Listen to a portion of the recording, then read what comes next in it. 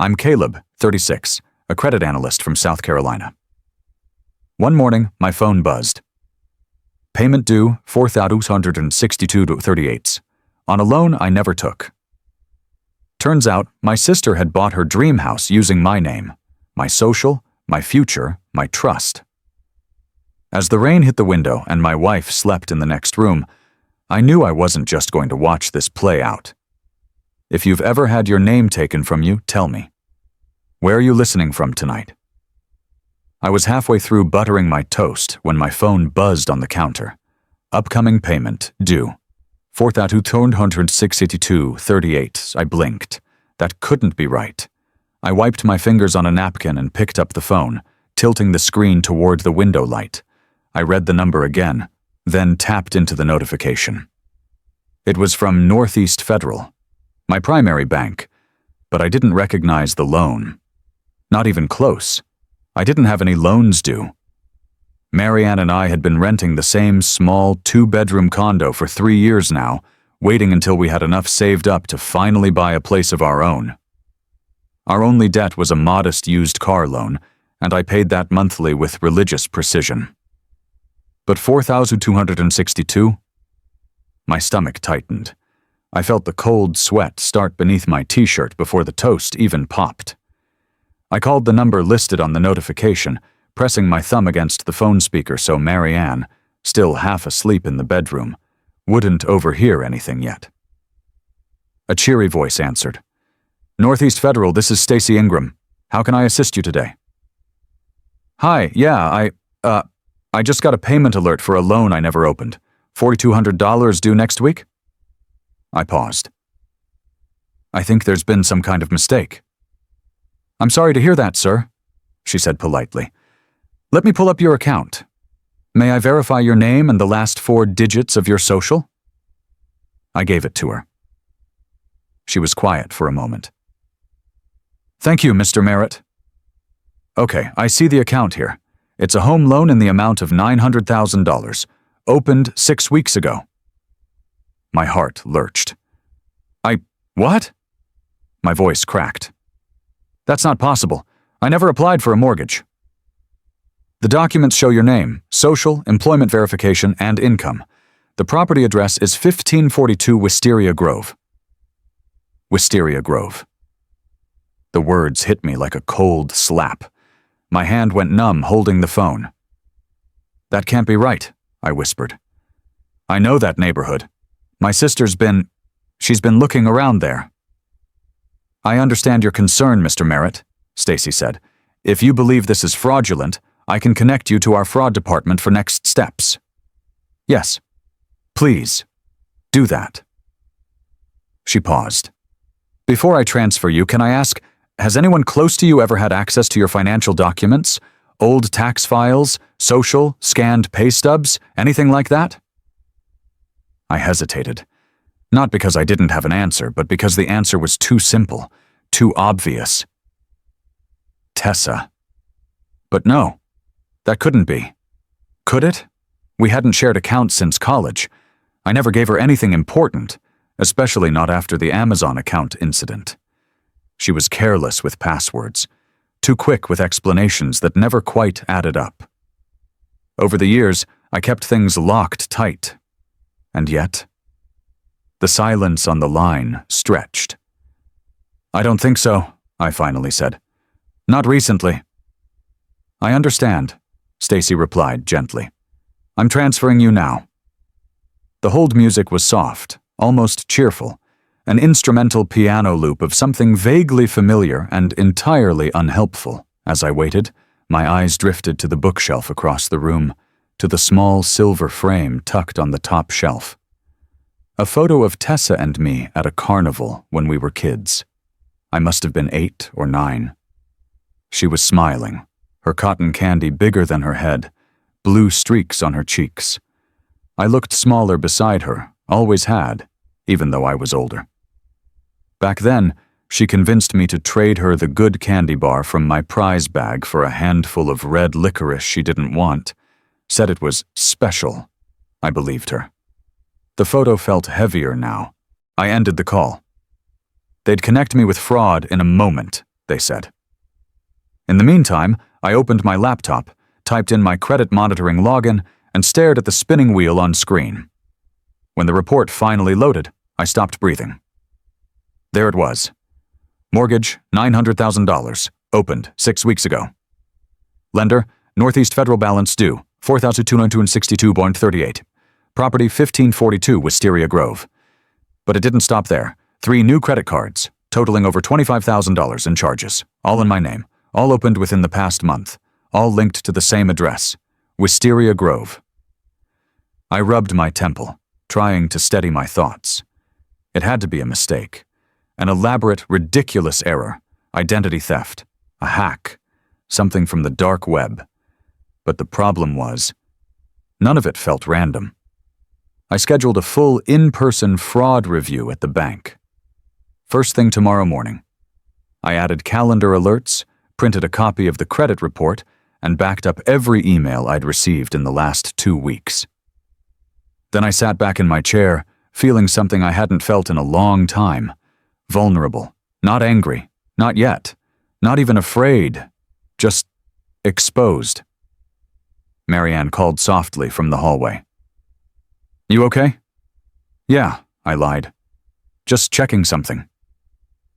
She didn't press. She never did. That's part of what I loved about her. I stared back at the photo of me and Tessa. The kid I used to be, smiling wide under a summer sun, had no idea what names could be worth, what it meant when someone else took yours, and what it cost to get it back. The report loaded slowly, like it knew I needed time to brace myself. It was almost midnight. Marianne had long since gone to bed. I sat alone in the study, the soft hum of the refrigerator the only sound in the condo. My laptop glowed cold in the dark. The cursor blinked at me like a quiet warning. 3 new credit cards. Each one opened in my name. Each one with charges that didn't belong to me. Luxury furniture, stainless steel kitchen appliances, wall-mounted TVs, each charge tied to the same address. That address, Wisteria Grove. I clicked through the statements line by line. A $3,400 sectional sofa, a $2,100 chandelier. Even the delivery charges were excessive. White glove service, installation, framing. My name was on every receipt. I leaned back in the chair, closed my eyes for a second. I could still hear Marianne humming to herself hours ago, folding tiny onesies in the next room, getting ready for something we hadn't yet earned. A real home. Meanwhile, someone else, someone I'd known all my life, had taken what I hadn't even dared to reach for yet. But here's the thing. This shouldn't have surprised me. When I was 10, I saved up 6 months of allowance for a remote control truck. The good kind. The kind with rubber treads and suspension. I hid it in the back of the closet. A week later, I found it in Tessa's room. Painted pink. Glitter glued to the sides. When I told Mom, she barely looked up from her crossword. "Let her borrow it, Caleb. She's just expressive." When I was 16, I won a local scholarship, $500, not much, but enough to cover books and gas. The check was mailed to the house. 2 days later, it was gone. When I asked, Tessa cried and said she thought it was a birthday gift for her. Dad said, "Girls like nice things, son. Maybe she needed it more." And when I was 24, the Amazon account we shared as a family somehow maxed out my credit card during a week-long sale. "I must have clicked the wrong payment method," Tessa said. "It's no big deal, right?" I'd been training myself to minimize those moments ever since, telling myself they were isolated, harmless, that someday she'd grow out of it. But here we were. 36 years old, and I was staring at nearly $1 million in debt that I didn't create. I opened my browser and pulled up Instagram. Tessa's profile had always been public. She liked the attention. Her last post was from earlier that day. There she was. Champagne in hand, posed on the porch of a pristine white colonial with black shutters, Marble columns, hydrangeas lining the front walk, Wisteria Grove unmistakable in the background. Dreams built with hustle. I stared at the caption. I zoomed in on the photo. The detail stung. The way her hand rested on the doorknob like she owned it. The way her smile reached all the way to her eyes. The way Nolan stood beside her, hand at her waist, blissfully unaware of the storm waiting just beyond the lens. Maybe he thought it was hers. Maybe he thought she worked for it. I rubbed my forehead. I'd always been the one who followed rules, who paid early, who returned borrowed things cleaner than I found them, who called when I was going to be late, even by 5 minutes. Tessa always knew that. She counted on it. She knew I'd rather swallow discomfort than cause a scene, that I'd rather forgive than accuse. And for most of my life, I thought that made me good. Now, I wasn't so sure. I reached for my phone and opened my contacts. My thumb hovered over a name I hadn't dialed in years.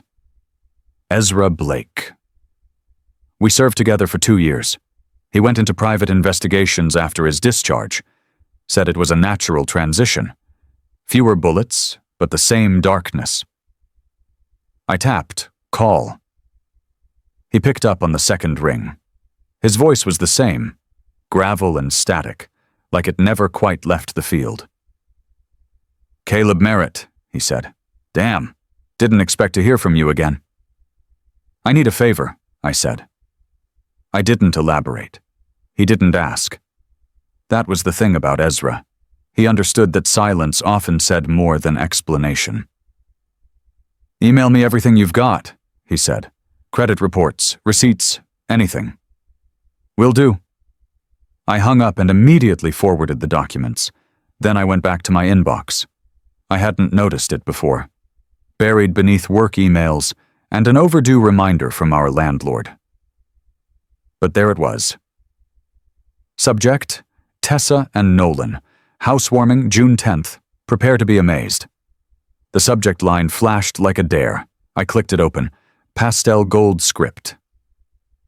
We're so excited to invite you to our dream home. Come celebrate with us as we open the doors to our forever. No RSVP needed. I stared at the invitation, then moved it into a separate folder. Not trash. Not yet. My phone buzzed again. A text from Ezra. You won't believe what I just found on her laptop. I didn't reply. I just sat there, staring at the screen, feeling the quiet creak under my ribs. Not from fear, not even from betrayal, from the simple, dull truth I didn't want to admit. I should have known. The envelope was thick, heavy in my hand, with a gold-embossed seal that glinted in the fading sunlight. I didn't have to open it. I knew exactly what it was. Still, I did. Slowly. Carefully. Like peeling back a bandage I'd left too long in place, inside was cream-colored cardstock, lined with floral borders and cursive font far too elegant for what it meant. You're invited.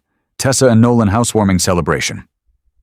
June 10th, 5 p.m., 1542, Wisteria Grove. Let's make this our forever home. The words blurred for a moment, not from tears, those would come later, maybe, but from something heavier, the sting of insult masked as celebration. It was early evening in Greenville. A breeze carried the scent of azaleas and the distant thump of music echoing from Main Street, where vendors were already setting up for the annual spring jubilee. The sky was lavender and gold, that quiet time just before dark when everything feels too peaceful to be real. I stood at the mailbox, the invitation trembling in my hand. Not a call, not a text, not even a conversation. Just this. The same way she'd always done things. Announce, then pretend like it had always been agreed upon. I took a slow breath and pulled out my phone. I stared at Mom's contact photo, her smile frozen in time, holding a pie she'd baked for my last birthday. I tapped call. She answered quickly. Hi, sweetheart. Everything okay? Did you know about the house? A pause. What house? Tessa's. Oh, yes. Isn't it amazing? They've really pulled it off. She said you'd be getting the invitation today. I got it, I said. Did you know where the money came from? Another pause. Well, she said Nolan's business had a few good quarters, and they'd been saving. Mom, the house is almost $1 million. Does that sound like Nolan's budget to you? She sighed. Caleb, they're young. They're building a life. You should be happy for her. I felt something tighten behind my ribs. She used my name. Silence, not the awkward kind, the kind that tells you everything you need to know. Then Dad's voice filtered in, faint but clear. She worked for it, didn't need anyone's help. Not everything's a conspiracy, son. No, I said, more to myself than them. Just some things. Don't be dramatic, Mom added. You've always been so serious. I wonder why, I muttered, then hung up before I said something I couldn't take back. I stood there for a long time, the paper warm now from my grip. On the back of the invitation, in Tessa's handwriting, she'd scrawled, "Can't wait for you to see it in person. Prepare to be amazed." She knew exactly what she was doing. And yet, part of me still wished I was wrong, still clung to the last fragile hope that maybe this was some cruel misunderstanding, a clerical error, a loan officer's mistake. But I knew better. I knew her. Back inside, the condo felt smaller than usual. Marianne was asleep on the couch, a blanket pulled over her belly, one hand resting on the small curve of her growing body. I folded the invitation carefully and slid it into my coat pocket. Not to keep. Not out of sentiment. But as evidence. I wasn't going to the housewarming to celebrate. I was going to bring the facts. My phone buzzed again. A text from Ezra. Photoshop logs, forged PDFs, same IP address as her house. I'll send everything soon. I leaned back against the counter. So there it was. No more guessing. No more hoping. The truth was showing its face, and this time I wasn't going to look away. The pasta had gone cold. It sat on our plates like an unfinished apology, steaming once, but now pale, limp, forgotten. I hadn't touched mine. My parents hadn't either.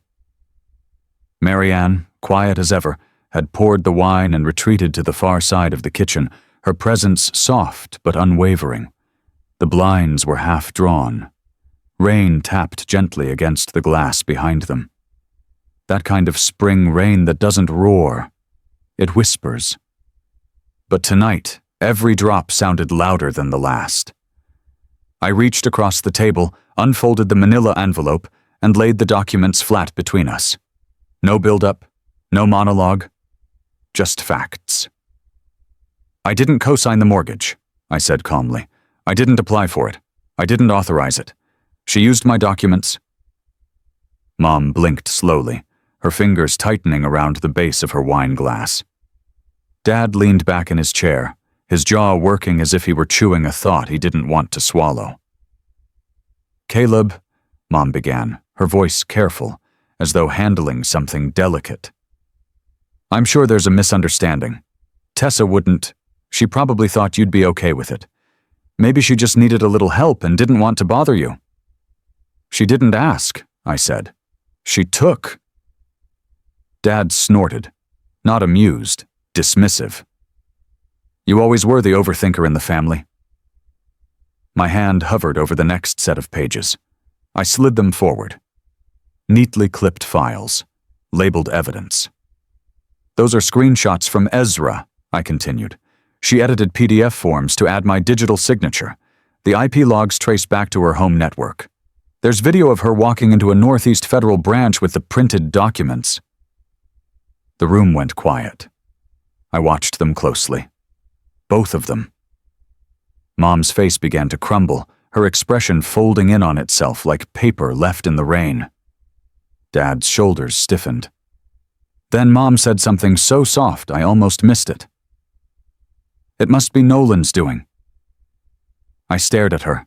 She looked at me with that same tired, frightened gaze I remembered from childhood, whenever Tessa got caught red-handed. It wasn't that she didn't see what was in front of her. It was that she didn't want to live in a world where her daughter could do something like this. So she created another one, a safer version. A version where Nolan, a man she barely knew, was the puppet master, and Tessa, her golden child, was merely misled. Even now, I stood slowly, pushed my chair back without scraping the floor. "Dinner was a mistake," I said. "Caleb," Dad started, but I raised a hand. "I didn't ask you here to argue. I asked you to see." I began clearing the table, one plate at a time. Still no one touched the food. I stacked the dishes in the sink and turned on the faucet. The water hissed like static. Behind me, I heard the creak of chairs as they stood, a murmur between them. The rustle of coats, no apologies, no denials, no confessions, just silence. I walked to the hallway, turned toward our bedroom. Then I stopped, hand resting lightly on the doorframe. "You'll know the rest," I said without turning around, "at the housewarming." A beat passed. 2.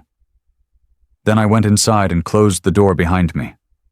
The room was dim, lit only by the soft lamp on Marianne's side of the bed. She was sitting there, cross-legged, still in the same outfit from earlier, a book in her lap she wasn't reading. I sat beside her without a word. She waited a moment, then reached for my hand.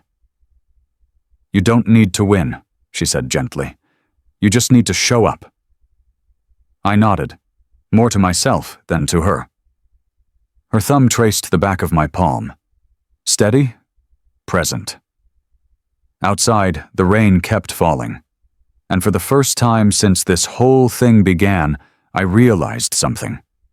I wasn't trying to prove I was right anymore. I just needed to be seen. Ezra slid the flash drive across the cafe table like it was an afterthought. But his eyes told a different story. Flat, steady, unreadable. "She asked the tech how to forge digital signatures," he said. "Didn't even try to hide it." We were seated in the back booth of McKinley's Cafe, a cramped spot tucked between the courthouse and a pawn shop that hadn't updated its neon sign since the early 90s. The ceiling fan above us clicked with every slow revolution, and the air smelled like burnt espresso and overworked fryers. We were two men who didn't belong there, but that was the point. Ezra wore his usual, plain shirt, jeans, a jacket too heavy for spring. He never dressed for the weather. Only the fight. I plugged the drive into my laptop and waited for the files to load. "You're going to want to see the log folder first," he added. "That's where the meat is." Inside the folder was a list of file names, dates, IP addresses. One caught my eye immediately. Final app, see Merit, Boat, Tessa signed .pdf. I clicked it open. The form was a mortgage application. My name, my employer, my income, my social, all formatted cleanly, all just close enough to real. "She photoshopped your last year's tax return," Ezra said, sipping his coffee like we were discussing the weather. "Adjusted the W-2 so it matched the loan threshold. She even duplicated your digital signature line, used a sample from an old FAFSA document. I compared them." "She kept a copy of my FAFSA?" "She keeps more than that. The tech at the repair shop said she was asking how to flatten layers in Adobe. Wanted to know how to make signatures look natural. That ring any bells?" I nodded slowly. The tightness behind my temples was turning into a dull throb. "And this all came from their home network?" "Yep. IP traces to 192.168 and 1.74, same as the one she used to email Nolan's interior designer from. They didn't even bother with a VPN." Of course they didn't. Tessa never did the things that made people feel guilty. She did the things she was sure she'd never be punished for. I exhaled through my nose and kept scrolling. Screenshots of browser history. How to. Digitally sign PDF without detection. What happens if mortgage is fraud? Can siblings sue over stolen identity? There was no misunderstanding, no misplaced document, no innocent accident. This wasn't neglect, this was intent. Ezra handed me a stapled packet. His notes.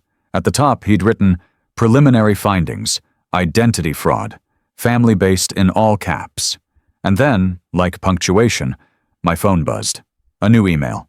Subject, security footage confirmed. It was from Stacy Ingram at Northeast Federal. I opened it. "Hi, Mr. Merritt. As requested, we reviewed footage from our branch visit log. Tessa Merritt appeared in person on April 3rd, with documents in hand. She signed under your name and submitted additional income verification matching your employer. We're flagging this for fraud and have retained the footage on secure server." I closed the lid of the laptop and leaned back. The ceiling fan ticked above us, oblivious. "I've got a friend," I said slowly. "A lawyer, Shannon Doyle. I know her from church. She handles estate and family cases. Think I should talk to her?" Ezra gave a one-shoulder shrug. "Your past should, Caleb. You're in have to."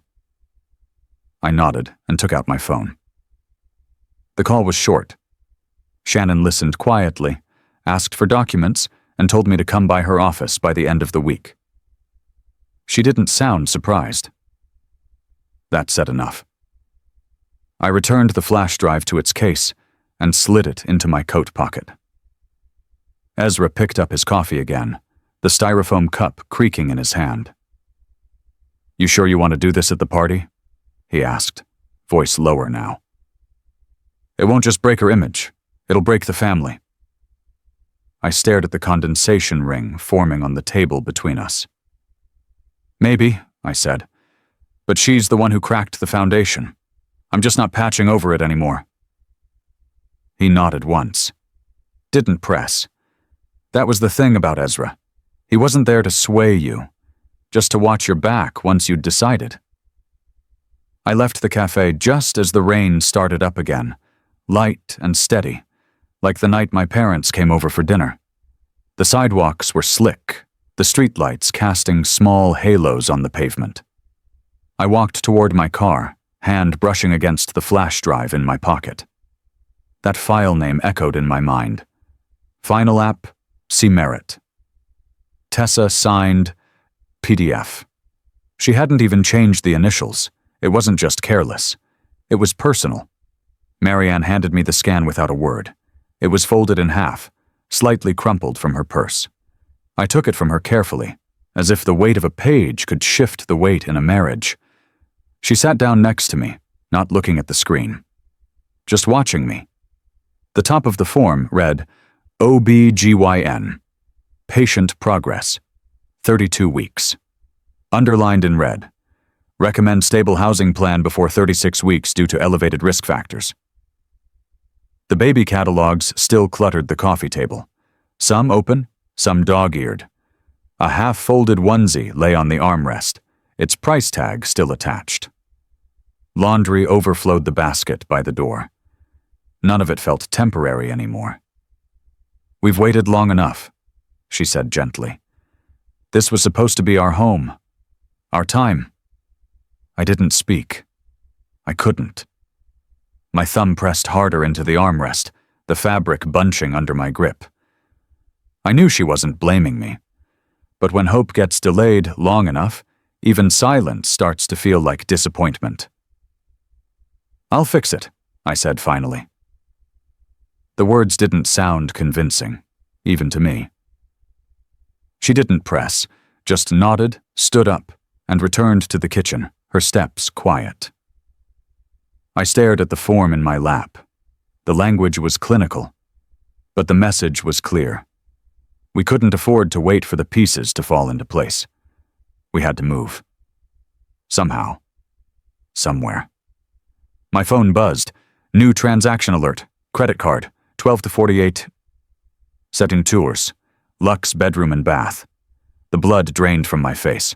I opened the alert. It was the same card, one of the fraudulent ones tied to my name, the one I'd already flagged. And there it was. A delivery scheduled for 1542 Wisteria Grove. Digitally signed PDF without detection. What happens if mortgage is fraud? Can siblings sue over stolen identity? There was no misunderstanding. No misplaced document. No innocent accident. This wasn't neglect. This was intent. Ezra handed me a stapled packet. His notes.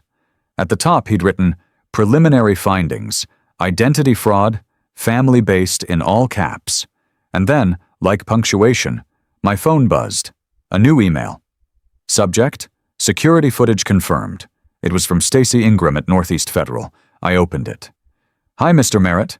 As requested, we reviewed footage from our branch visit log. Tessa Merritt appeared in person on April 3rd with documents in hand. She signed under your name and submitted additional income verification matching your employer. We're flagging this for fraud and have retained the footage on secure server." I closed the lid of the laptop and leaned back. The ceiling fan ticked above us, oblivious. "I've got a friend," I said slowly. "A lawyer, Shannon Doyle. I know her from church. She handles estate and family cases. Think I should talk to her?" Ezra gave a one-shoulder shrug. "You're past should, Caleb. You're in have to." I nodded and took out my phone. The call was short. Shannon listened quietly, asked for documents, and told me to come by her office by the end of the week. She didn't sound surprised. That said enough. I returned the flash drive to its case and slid it into my coat pocket. Ezra picked up his coffee again, the styrofoam cup creaking in his hand. "You sure you want to do this at the party?" he asked, voice lower now. "It won't just break her image, it'll break the family." I stared at the condensation ring forming on the table between us. "Maybe," I said. "But she's the one who cracked the foundation. I'm just not patching over it anymore." He nodded once. Didn't press. That was the thing about Ezra. He wasn't there to sway you, just to watch your back once you'd decided. I left the cafe just as the rain started up again, light and steady, like the night my parents came over for dinner. The sidewalks were slick, the streetlights casting small halos on the pavement. I walked toward my car, hand brushing against the flash drive in my pocket. That file name echoed in my mind. Final App Merritt Tessa signed PDF. She hadn't even changed the initials. It wasn't just careless. It was personal. Marianne handed me the scan without a word. It was folded in half, slightly crumpled from her purse. I took it from her carefully, as if the weight of a page could shift the weight in a marriage. She sat down next to me, not looking at the screen, just watching me. The top of the form read, OB-GYN, patient progress, 32 weeks, underlined in red, recommend stable housing plan before 36 weeks due to elevated risk factors. The baby catalogs still cluttered the coffee table, some open, some dog-eared. A half-folded onesie lay on the armrest, its price tag still attached. Laundry overflowed the basket by the door. None of it felt temporary anymore. "We've waited long enough," she said gently. "This was supposed to be our home, our time." I didn't speak. I couldn't. My thumb pressed harder into the armrest, the fabric bunching under my grip. I knew she wasn't blaming me. But when hope gets delayed long enough, even silence starts to feel like disappointment. "I'll fix it," I said finally. The words didn't sound convincing, even to me. She didn't press. Just nodded, stood up, and returned to the kitchen, her steps quiet. I stared at the form in my lap. The language was clinical, but the message was clear. We couldn't afford to wait for the pieces to fall into place. We had to move. Somehow. Somewhere. My phone buzzed. New transaction alert, credit card, $1248.72, Lux bedroom and bath. The blood drained from my face. I opened the alert. It was the same card, one of the fraudulent ones tied to my name. the one I'd already flagged. And there it was, a delivery scheduled for 1542 Wisteria Grove. A master suite package. Bed, nightstands, dresser, mirror. I scrolled further and found the receipt attached. Line 3, custom mirror, etched script. Tessa and Nolan, our castle. The gall. I felt my vision narrow. Not rage, but something quieter, more dangerous. A full-body tension that starts in your jaw and doesn't leave your chest for hours. My name, my credit, my daughter's first crib, erased by a chandelier and a mirror engraved with their names. She hadn't just taken my identity, she'd taken my next chapter. I opened my email and attached the screenshots, the transaction notice, and the updated credit report. Then I typed to Shannon, "I'm ready. Please move forward with the notice. Let's start formal civil action." I hit send before I could hesitate. The phone rang less than a minute later. "Caleb Merritt?" a man's voice asked. "Yes." "This is Howard Ellis. I'm a senior VP at Northeast Federal. Stacy passed along the documentation. I've reviewed it myself." "Okay." There was a pause. Then he said it plainly, without ceremony. "If you're walking into that house on Saturday, I'm going with you." I blinked. "Excuse me?" This isn't just about fraud anymore. It's about precedent. You've been targeted, and the institution intends to stand by you, visibly. I didn't know what to say. I'd expected resistance, not support. "Thank you," I managed. "One more thing," he added. "We pulled the file again. The application? It was labeled Final App C. Merritt, Tessa signed, PDF. She didn't even bother to rename it." He hung up. I sat for a moment longer, staring at nothing in particular. Just letting it settle. The paperwork. The mirror. The name etched where it didn't belong. And for the first time since this started, I didn't feel confused or uncertain. I felt ready. I parked across the street from 1542 Wisteria Grove, engine off, headlights dimmed. The house glowed like a showroom, warm light spilling from each window, soft jazz filtering out from somewhere behind the glass. From here, the place looked perfect. Too perfect, like it had been borrowed. It was just past 9 p.m.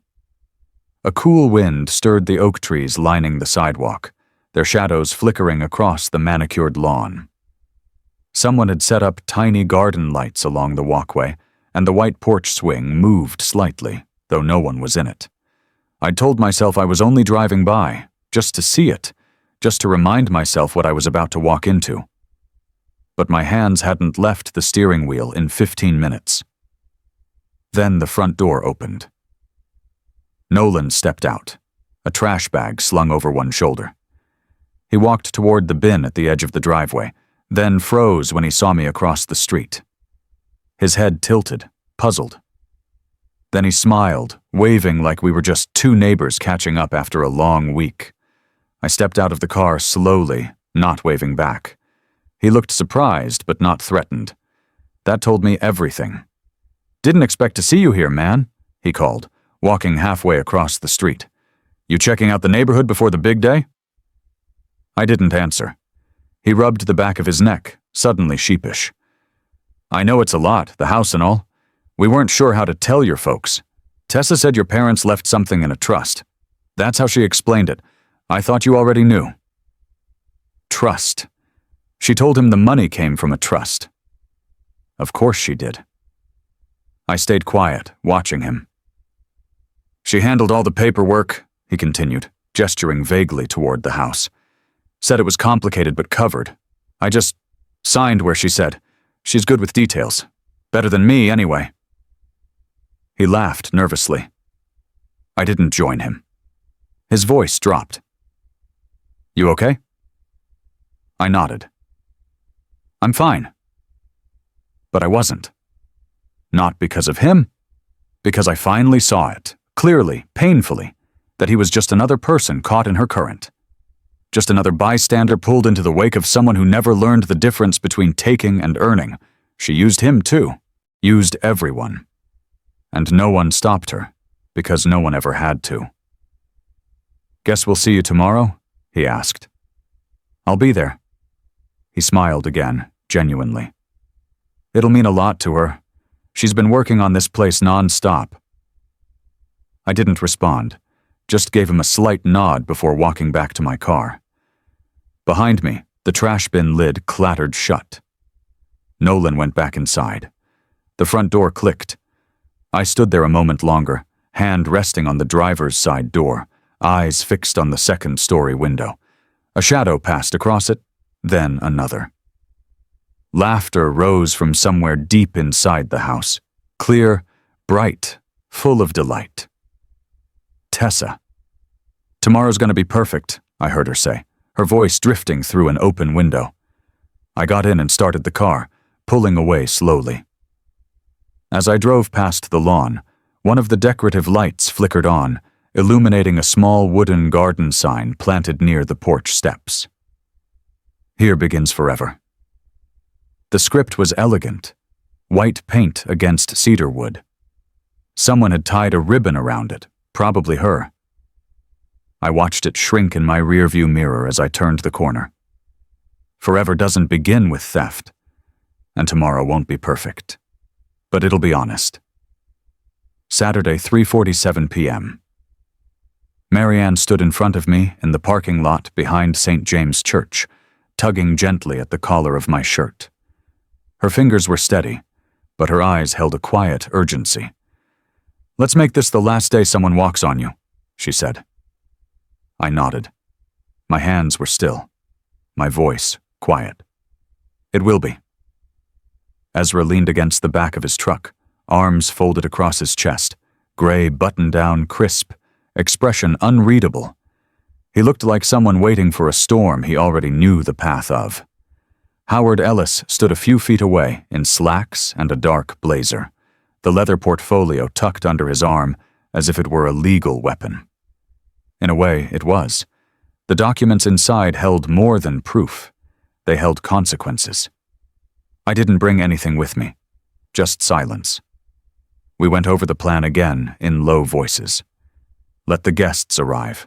Let them settle. Let her speak. Let her feel untouchable. And then, let the truth speak for itself. No drama, no accusations, just facts. We drove in separate cars, arriving staggered. Howard and I last. Wisteria Grove shimmered in late spring sunlight. The lawn freshly trimmed, white hydrangeas blooming around the porch. I counted 3 sets of couples arriving as we pulled up, each greeted warmly by Tessa at the door. She wore white. Of course she did. A simple ivory dress that flowed like something out of a catalog. Her hair curled just enough to look like she hadn't tried. She held a champagne glass in one hand, and the weight of a well-practiced image in the other. When she spotted me from the porch, her smile faltered for half a second. Just enough for me to see the flicker of calculation behind her eyes. Then it was gone. "Well, well," she called out, descending the steps with practiced ease. "Didn't expect you'd show?" She kissed the air near my cheek and turned to Howard. "And you brought a +1?" Howard didn't flinch. "Just here to celebrate the housewarming." "Wonderful," she said, sweeping her arm toward the open door. "Come in. You'll love what we've done." I stepped inside. The house was everything I expected. Too perfect. Neutral walls, custom lighting, centerpiece floral arrangements that probably cost more than my first car, the smell of citrus cleaner and catered canapes. I scanned the room. 33 people. Friends, acquaintances, local business owners. All here to clap and drink and pretend they knew how hard she'd worked for it. I kept moving. On the table near the back wall sat a bottle of champagne, half uncorked, nestled in a silver ice bucket. My grandfather's wine cellar label was still attached. The bottle he'd promised me years ago, the one I was meant to open when I bought my first home. She'd taken that too. I exhaled slowly. Not anger, not pain, just clarity. She doesn't know the storm isn't loud. It's the quiet before.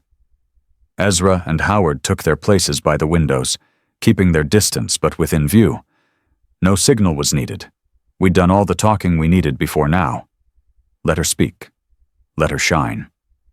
I drifted into the background, silent, watching. At 4:18 p.m., Tessa tapped her glass with a polished fingernail, the ring on her hand catching the light. "To new beginnings," she called out, lifting her glass. Laughter, cheers. Someone near the fireplace clapped. I raised my glass too. Just once. Just enough. And in that moment, with the room glowing and her smile wide, I knew it was almost time.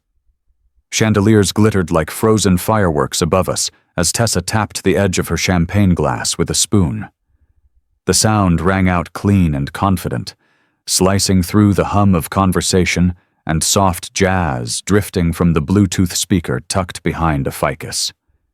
She stood near the center of the grand room at Wisteria Grove, perfectly lit by the early evening sun filtering through bay windows. Around her were friends, local couples, former co-workers. Some I recognized, most I didn't. Every face was turned toward her. "We built this," she said, beaming, "with vision, grit, and love." Polite applause, a few smiles. Someone even raised their glass in return. Behind her, the buffet table stretched across the wall, linen draped, lined with hors d'oeuvres and artfully stacked napkins. On the mantel, framed before and after photos, showed the home's transformation from dated to dazzling. Tessa knew how to host. Always had. She didn't just entertain, she performed. And everyone was buying it. Everyone but me. I raised my glass. "To building dreams," I said, loud enough to quiet the murmurs. A few turned my way. Tessa's smile faltered, but only slightly. "And borrowing names." A beat of laughter from someone who clearly didn't catch the undertone. Another guest leaned closer to their partner, whispering. I took a step forward. "This house, legally, belongs to me," I continued. "But no one told me I bought it." The silence fell like a curtain. Tessa's hand tightened around her glass, knuckles paling. Her eyes didn't blink, but her lips twitched. Howard Ellis stepped out from the crowd, calm and composed, leather portfolio in hand. "The mortgage is under Caleb Merritt's name," he said, voice steady and professional. "We have verified documentation of identity fraud, including falsified signatures and digital traces tied to this property." The air in the room shifted. First a murmur, then an audible gasp. Someone near the drinks table dropped their glass. The shatter rang out louder than it should have. Tessa's mouth opened slightly, but no sound came out. Nolan turned to her, confusion etched across his face. I didn't move. I didn't raise my voice. I didn't need to. Because in that moment, the truth was louder than anything I could have said. I expected her to explode, to deny, to call me a liar. But what I saw first wasn't anger. It was fear. She glanced at the guests, the ones already stepping back, distancing themselves from the glow they had so eagerly leaned into moments before. Then, finally, her voice. Light, forced, brittle. "My brother's just joking," she said with a practiced laugh. "He's always been dramatic. You know him." I shook my head, slowly. "This isn't drama," I said. "It's federal crime." The room stiffened again. Howard stepped forward, beginning to open the folder, but I raised a hand. "Not yet." I looked past Tessa toward the fireplace. Above it hung a canvas in a modern, scripted font. "This is us." I stared at it for a long moment. And for the first time, I allowed myself to accept what I'd always suspected. I didn't belong to that us, not then, not now. and I never would. Ezra opened the folder without a word. The movement was deliberate, methodical, like drawing a curtain back on something no longer willing to hide. The papers slid out in neat, clipped stacks. He handed them to Howard, who placed them carefully on the coffee table in the center of the room. People leaned in slightly, the way a crowd does when it's not sure if it should stay. Tessa didn't move. Howard cleared his throat. "This," he said, tapping the top page, "is a compiled timeline of login data, application documents, and metadata from the mortgage application tied to this property." He turned to the second page. "We have screenshots from the original files, edited PDFs with Photoshop metadata embedded, time-stamped. The signature belongs to Mr. Caleb Merritt. The edits came from an IP address registered to this home." He let that last sentence hang in the air, crisp and impossible to misinterpret. Tessa stood frozen beside the mantel, one hand gripping the back of a chair, the other still clutching her champagne glass like a life preserver. Nolan looked at her confused. "Wait," he said slowly.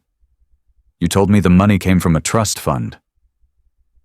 Tessa's eyes darted from him to me, then to Howard, then back. I thought he knew," she stammered.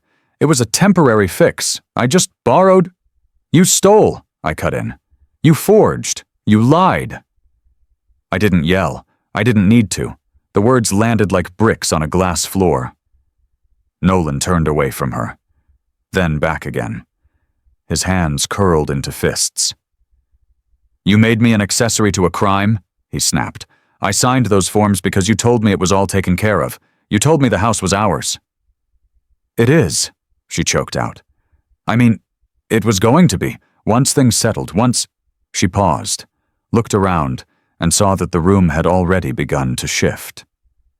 The admiration on faces had turned to unease. Guests clutched their drinks, glanced at the door. Two women exchanged looks and silently began to gather their things. Tessa's voice rose, trembling and desperate. "You always had everything," she cried, eyes locked on me. "You were the one they bragged about, the responsible one. The one with the steady job and the mortgage pre-approval and the fiancé and now a baby on the way. She swallowed hard. "I just wanted one win." There it was. Not an apology, a justification. I looked at her and saw not a villain, not even a con artist. I saw a child who never learned the word enough. Even now, she thought this was about fairness, as if ethics and family and trust could be bartered like hand-me-downs. Shannon Doyle stepped forward from the edge of the room, her voice calm and professional. "We can proceed through formal litigation, or we can settle this privately. Now. Immediate restitution. Signed documentation. Relinquishment of the property title." Tessa covered her face with both hands. "And finally, she sobbed. Not the manipulative kind, not the crocodile kind, the exhausted, unraveling kind. No one moved to comfort her. Behind me, I heard the quiet scuff of shoes. A man in a beige sport coat gently slipped out the front door. Then another. Then a couple. The room began to empty faster than her excuses. I stood still, not gloating, not triumphant, just still. A long silence stretched. Then a voice I hadn't heard all evening spoke, low and hollow. "Tell me it's not true, Tessa." My father. He was standing near the window, hands at his sides, his jaw slack, his eyes locked on his daughter like he didn't recognize her. She looked up, her face streaked with mascara, but she didn't answer. She couldn't, because there was nothing left to say. The house felt cavernous once the people were gone. Empty glasses lined the counter. Plates of untouched shrimp and finger sandwiches sat wilting in the low kitchen light. The playlist had stopped hours ago, but the Bluetooth speaker kept humming quietly in the corner, like it didn't know what to do with the silence. Tessa sat alone on the velvet couch, her dress wrinkled, her makeup streaked down one side of her face. She looked like someone who had wandered into the aftermath of a party she hadn't meant to throw. Outside, distant thunder rolled over Wisteria Grove. The evening air pressed against the windows, heavy and humid. Lighting, the carefully staged details. The house looked like what it truly was. A space caught mid-story, unsure of who it belonged to next. I walked from room to room, letting my shoes scuff the floor slightly, not out of disrespect, but to make sure the sound of me stayed. In the dining room, a few pushpins remained on the wall. In the primary bedroom, a stray hair tie still clung to the inside of a closet knob. Upstairs, one of the windows had been left cracked just enough to let in the spring breeze. And in every corner, a feeling, not of theft, not anymore, but of reset. I pulled out my phone and called Shannon. "Let's move forward," I said. "Draft the rental agreement." "You're sure?" she asked. "I'm not keeping this place," I replied, "but I'll make sure it pays for something real." There was a pause. "Understood. I'll get it filed today." As I hung up, a text came through from Howard Ellis. "Property value's stable. If you hold it a year, you could cover the down payment on that condo you were looking at. Just something to consider." I smiled faintly. I wasn't thinking about condos anymore. I was thinking about a college fund. And a girl named Clara who hadn't arrived yet, but who already deserved better than stolen beginnings. I made a mental note to call our financial planner. Then I stepped back into the living room, letting the quiet wrap around me. The fireplace stood bare now, the hearth empty. I knelt slightly to dust the edge, and that's when I saw it, a tiny frame left behind. No glass, just a square of cardstock with elegant gold script inside. "Prepare to be amazed." I stared at it for a long moment. The same words Tessa had written on her invitation. The same message she'd woven into every performance, every corner of this carefully built illusion. Prepare to be amazed. I picked it up. I didn't feel amazement. I felt closure. I tucked the frame under my arm and walked to the front door. Before stepping out, I took one last look back. And for the first time, I didn't see her house, or mine. Just a house. A shell someone tried to make into something more than it was. And now, just space. Ready for a new story. It came on a Thursday. No return address, no stamp with personality, just a plain white envelope, slightly creased, the kind you could buy in bulk at any drugstore. My name was written in cursive I recognized instantly, the loops and tilts unchanged since high school notes and Christmas cards. Tessa's handwriting. I found it wedged between a pile of baby coupons and the latest electric bill. I might have missed it entirely if Clara hadn't started fussing earlier and forced me to shift the stack of unopened mail. She was napping again now, finally, swaddled in a fleece blanket, her soft breath rising and falling in sync with the ticking of the clock in our home office. I was organizing paperwork. Medical bills mostly. Insurance statements, itemized prenatal invoices, the kind of administrative debris that clutters life after a child is born. There was comfort in the sorting, in the quiet, and then the letter. I stared at the envelope for a long time before opening it. Inside was a single sheet, handwritten. Neat. No perfume, no flourish, just words. "Caleb, I'm not asking for forgiveness. I don't expect it. I just wanted you to know I'm in therapy now. Real therapy, not the half-hearted kind I used to claim. Someone finally said the words I've been avoiding, that I've spent most of my life holding on to things that weren't mine. Stories, sympathy, your name. I'm trying not to do that anymore. This doesn't fix anything, but it's a start. Tessa Merritt." That was it. No long explanation. No drama, no "please understand." Just that. tucked inside the same envelope, folded behind the letter, was a Polaroid photo. Real film. Slightly overexposed in the corner. Tessa stood outside a storefront I recognized, Shaw's Home and Furnishings, just past the freeway. She wore a blue polo shirt and khaki pants. Her name was on a tag, clipped to her collar. In her hand was a folded check, half held up to the lens like a trophy. She was smiling, but not the kind of smile I remembered from her parties, from her performances. This one looked smaller, quieter. The back of the photo had a scribbled note. My first check, all mine. I held it for a while. I didn't feel joy, not relief, not even the residue of old anger, just stillness.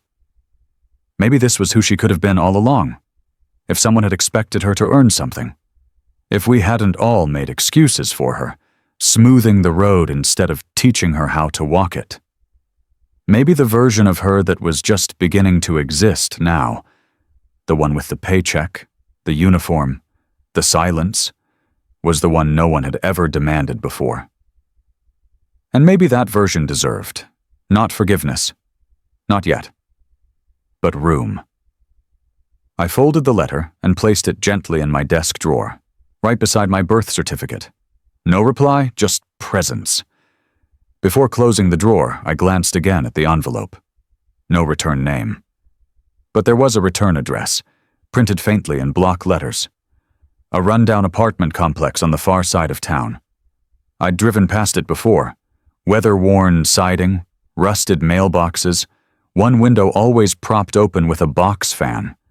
I imagined her there, maybe heating soup on a stove, maybe folding a receipt for something she bought with her own name.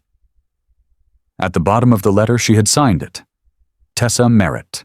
No middle initial, no married name, no dramatic loops or underlines, just her name. As if, for the first time, that was finally enough. The pen in my hand shook slightly as I signed the deed. Caleb Merritt. No middle initial, no co-signers, just me. I let the ink dry for a second before sliding the paper across the desk. The realtor nodded with a tight, professional smile, while the paralegal beside her gathered the forms into a tidy stack. The office smelled faintly of printer toner and lemon-scented floor cleaner. Behind the glass wall, downtown Greenville moved along, slow and steady, people sipping lattes, walking dogs, returning library books. Just a normal day, but not for me. Marianne sat beside me, Clara asleep in her carrier at her feet. Her hand rested on my knee, steady and warm. "You never raised your voice," she whispered. "You just stood your ground. That's louder." I looked at her. She meant it. And in that moment, I realized this wasn't just about real estate. It was about something deeper, something that had been stolen, then questioned, and now returned. "This is the first thing in years that feels like it truly belongs to me," I said quietly. The lawyer, Mr. Cantor, looked up from his clipboard. "Congratulations, Mr. Merritt," he said, offering a smile. "You're home." I nodded. And for the first time, I meant it. We didn't linger. There was no ceremonial key drop, no ribbon to cut. Just a firm handshake and a folder of documents that carried more weight than any celebration ever could. We stepped outside into the crisp afternoon light. Clara stirred, then settled again, her face turned slightly toward the warmth of the sun. The new condo wasn't grand. It didn't have columns or manicured hedges, or a name like Wisteria Grove printed on decorative signage. It had soft green walls, hardwood floors, a modest porch with chipped paint we planned to fix together, and sunlight that streamed in through tall windows in the mornings. It had what we needed. No borrowed space. No borrowed names. As we walked through the front door that evening, I held Clara against my chest and looked around the living room. It smelled faintly of dust and fresh paint. The kind of scent that reminded you something was beginning. Marianne set her purse down and walked straight to the nursery, which was still empty except for a rocking chair and a paint sample taped to the wall. She turned toward me, her smile soft but sure. She'll grow up knowing her name matters too. I didn't say anything. I just watched her kneel next to Clara's crib frame, the one we hadn't yet assembled, and start unpacking the first box of baby clothes. Later that night, after Clara was fed and swaddled, and the house had gone quiet in that familiar new parent way, I pulled a wooden sign from a bag and hung it on the front door. It wasn't flashy, just hand-carved, simple script burned into the grain. The merits, no more borrowed walls. I stood there for a moment, fingers still on the wood. This wasn't revenge. It wasn't closure wrapped in bitterness. It was reclamation. And it was mine. Clara's fingers were impossibly small, one of them wrapped around mine, tight enough to hold the world. Her skin was soft, warm, barely bigger than a length of string. I didn't move. I just sat there, letting the moment settle on me like the hush after a storm. Her middle name was Grace. Marianne had chosen it months ago, long before any of this, said it felt right. And now, in the dim stillness of a hospital room at 3 a.m., it felt like the only word that could possibly make sense. Marianne dozed on the recliner, wrapped in a gray blanket from home, her breath slow and steady. The overhead light was dimmed, and the hallway outside was quiet. Nurses moving with soft shoes, machines humming, the rhythm of new life entering the world. I held my daughter close and whispered things she wouldn't remember but that I needed to say anyway. "You'll walk through life with a name you built," I murmured. "Not borrowed, not stolen, not handed to you like it came from someone else's pocket." I kissed her forehead gently. "That's my promise." She didn't stir, just held on tighter. A knock came at the door, soft. My parents stepped in, tentative. Not like visitors, more like people returning to a room they weren't sure they belonged in.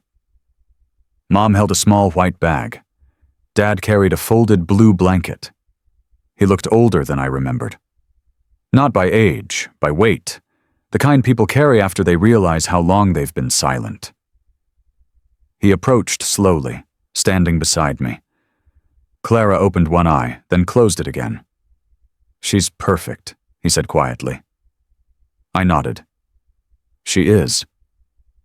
We stood in silence for a long beat before he cleared his throat. "You didn't just raise your voice, Caleb," he said, voice low. "You raised us, too." I looked at him. There was no performance in his eyes, no defense, just a man who had missed too many moments and was finally ready to stand still for one. Maybe that's how change happens, I thought, not by proving someone wrong, but by proving yourself right and letting others catch up. Mom sat beside Marianne, setting the white bag down carefully. She pulled out a small hand-knitted blanket, soft and lopsided in the way only love makes possible. Tiny embroidery along the corner read, "CGM Clara Grace Merritt." Their way of saying, "We see you now." Marianne stirred and smiled sleepily, mouthing thank you without speaking. My mother reached over, touching Clara's foot with trembling fingers. There were no apologies that morning, no long conversations about what had been. But there didn't need to be. Some truths are best spoken through presence. Later that day, when Marianne stepped out to take a brief walk with the nurse, I wandered down to the nurse's station for a cup of lukewarm coffee. On the counter sat a small bouquet in a glass jar, simple daisies and 2 soft blue hydrangeas. No card, no note. But I knew. I picked it up carefully. Tied around the jar's neck was a ribbon, pale blue, faded in places. It was the same color as the walls in my childhood bedroom, the ones I'd painted myself at 15. The ones Tessa had repainted without asking the day I left for college. I smiled faintly, not out of forgiveness, but out of something closer to peace. Some victories don't make noise, some wins don't come with applause, but they stay. They hold. Quiet and true. Like the way Clara's hand found mine again that night, instinctively, gently, and didn't let go. It's spring again in Greenville. The trees are starting to bloom with that soft green haze that only lasts a few weeks. Fresh, almost too tender for the heat that'll come soon. The air smells like cut grass and distant barbecue smoke. And somewhere downtown, a marching band is rehearsing for the Jubilee. I drive slowly, windows cracked, the warm breeze drifting through the car. Clara's babbling softly in the back seat, a half-eaten peanut butter cracker in her hand. Marianne sits up front, flipping through a paperback, her feet propped on the dash, sunglasses sliding down her nose. We're heading to the park. Just a Saturday. Nothing special. But I take a different turn. Not consciously. My hands do it before my head does. And that's how I find myself driving down Wisteria Grove. The house is still white, still standing. The porch has been repainted, a pale gray now. A new flower bed runs along the base of the windows. There's a tricycle on the sidewalk, and a pair of little sneakers tossed on the front step. A kid, maybe 5 or 6, kicks a soccer ball across the yard, laughing as it bounces off the mailbox. The name on it reads, The Rileys. Good. I pull over for just a moment. Engine running, windows down. No one notices me, and that's the point. I don't feel angry, or proud, or nostalgic. I just feel done. For so long, this house was a symbol of betrayal, of theft, of everything I couldn't say out loud. But now, watching someone else's life unfold on its lawn, I realize it's finally what it was always meant to be. Just a house. I don't need my name on the mailbox anymore, because my name lives elsewhere now, in the soft hum of our condo, in Clara's giggle, in the way Marianne says home, like it means something we built, not borrowed. I rest my arm on the window and wave as the couple on the porch glances up. They wave back, kindly, unaware. I smile and shift into drive. We're already late for the picnic. Back at the stoplight, my phone buzzes in the console. I glance at the screen. From Tessa Merritt. Subject: Thank you for not pressing charges. I don't open it. I don't need to. Whatever she said in there, whether it's guilt or grace or something in between, it's hers to carry, not mine. I tap delete, not out of spite, out of clarity, because this time my silence isn't absence, it's ownership.